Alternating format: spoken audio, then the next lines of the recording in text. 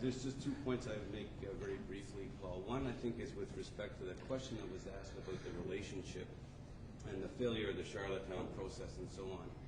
And while the Charlottetown process didn't achieve an amendment, I think we have to look at the positive accomplishments of the constitutional process. One was the recognition of Métis in the Constitution, which was a huge step forward. Huge. I mean, I would say before that time, they were not on anybody's radar screen in the federal government, that's for sure. And I think the awareness that the Métis organizations created among governments and others of Métis issues through that process have been instrumental in some of the things that we see, some of the achievements that we see today.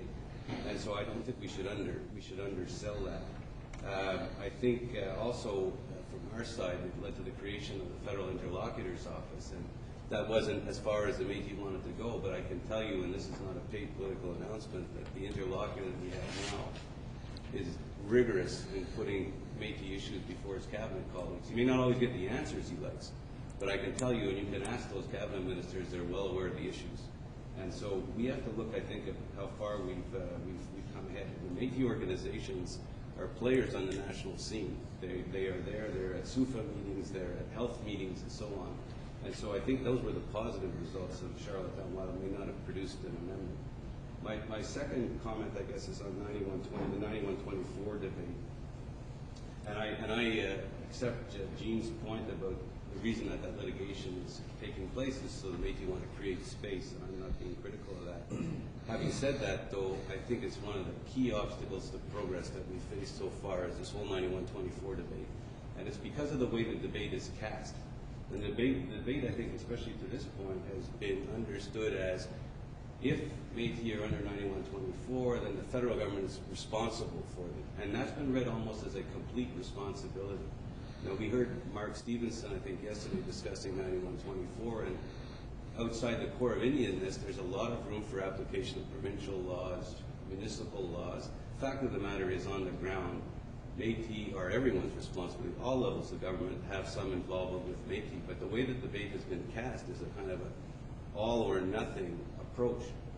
And I think where we need to get to is along the lines that I think Jean and Brad were saying, which is we need to talk about the substance of what Métis want to achieve by being under 9124. And that will make it a lot easier for governments to react. Because of the way the debate has been cast so far, it's been a legal debate. And so when government's going to make policy, the central agencies, finance and so on, are happy to turn to the Department of Justice and say, are there any risks here? And of course there's always legal risks. And so we get paralyzed. And I think the provinces are likely in the same position. You come to a table and it's almost like shadow boxing. We're feeling each other and saying, well, you know, if we do this, we're going to fall into this trap. I think hopefully we're getting beyond that stage. And I think if you would have called this meeting 25 years ago, you wouldn't have got any of these people at the table. It was, what issues? You know, it's not my problem.